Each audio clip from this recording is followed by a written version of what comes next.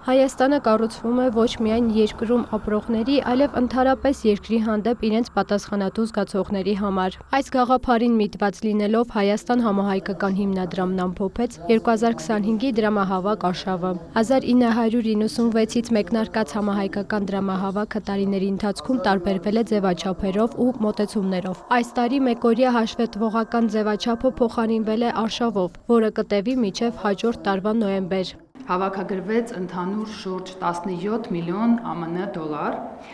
Հավաքագրված գումարը վերջին տարիների միջինացված տվյալների համեմատ բարձր է մոտ 30%-ով, ինչը խոսում է հիմնադրամի համահայկականության և հիմնադրամի նկատմամբ վստահության դինամիկ աճի մասին։ Հատուկ ցանկանում եմ նշել, որ այս տարի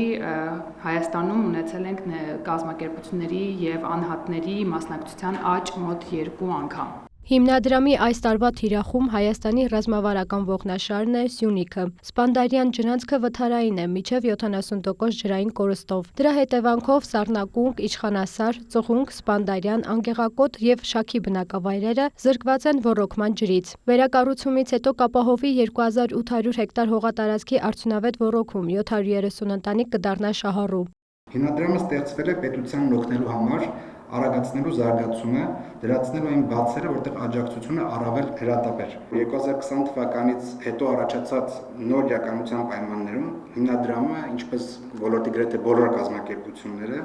դիպված էր իր գործունեության առանցքը տեղափոխել դեպի հումանիտար ուղղություն։ Վերջին տարիներին հիմնադրամը իր ռեսուրսների զգալի մասը ուղղել էր ճգնաժամային իրավիճակում հայտնված մարդկանց աջակցությանը։ Այս տարի Հայաստանում ընդհանուր առմամբ այս պահի հավաքագրվել է 674.5 միլիոն ՀՀ դրամ։ ԱՄՆ տեղական մարմնի կողմից հավաքագրված 7.5 միլիոն ԱՄՆ դոլարի շրջանակներում իրականացվելու են մի քանի նպատակային ծրագրեր, որոնցից հարկ եմ համարում առանձնացնել Գյումրիում կառուցվելիք 2 բազմաբնակարան շենքերը, նախատեսված Լեռնային Ղարաբաղից տեղահանված ընտանիքների համար։ Շենքերը կլրացնեն արդեն իսկ Գյումրիում առկա գեղեցիկ բնակելի թաղամասը և նույն տարածքում Ամերիկայի տեղական մարմնի կողմից հավաքագրված գումարներով կիրականացվի մշակութային կենտրոնի կառուցումը։ 2025-ին դրամահավաք միջոցառումներից անմասն չեն մնացել Գերմանիայի, Նիդերլանդների, Մեծ Բրիտանիայի, Արգենտինայի, Բրազիլիայի, Ավստրալիայի, Հայաստանի տեղական մարմինները։ Հավաքվել է $315,000, Ավստրալիայի, Գերմանիայի և Նիդերլանդների գումարները կուղղվեն Սպանդարյան ջրանցքի վերակառուցմանը։ Ֆրանսիայի տեղական մարմնի կողմից հավաքագրվել է 4.4 միլիոն ԱՄՆ դոլար, որի մի մասը նախատեսված է Սպանդարյանի ջրանցքի վերակառուցման համար, ինչպես նաև այդ գումարի շրջանակներում կիրականացվեն գյուղատնտեսական, այլընտրանքային էներգիայի, ջրային ռեսուրսների բարելավման և մանկապարտեզների կառուցման ծրագրեր։ Տորոնտոյի տեղական մարմնի կողմից հավաքագրվել է 3 միլիոն ԱՄՆ դոլար։ Այս գումարի շրջանակներում կարևոր ծրագրերից է ևս մեկ բազմաբնակարան շենքի կառուցումը Գյումրիում, որը նախատեսված է երկրաշարժից տուժած ընտանիքների համար։ Այսպիսով հիմնադրամը Գյումրիում 3 բազմաբնակարան շենք կկառուցի, իսկ Տորոնտոյի կողմից հավաքագրված գումարով կիրականացվեն նաև Շենավան բնակավայրում բուժամբուլատորիայի կառուցում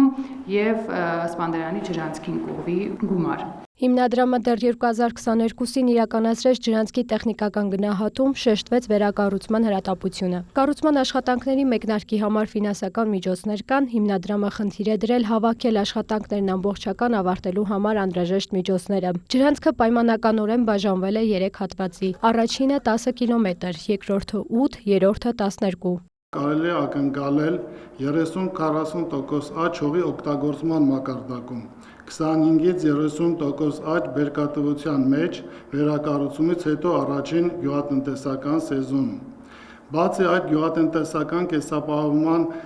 կայունացմամբ նախագիծը կնպաստի գյուղական տարածքներից արտագաղթի նվազմանը, հատկապես երիտասարդների շրջանում։ Հիմնադրամի 2025-ի դրամահավաք արշավը կրում է «Հայրենիք հավերժություն» անվանումը։ Հայրենիքը պետք է լինի հավերժ, իսկ դրա համար միասնականություն է պետք։ Մերի Խաչատրյան, Արտակ Գևորգյան, լուրեր։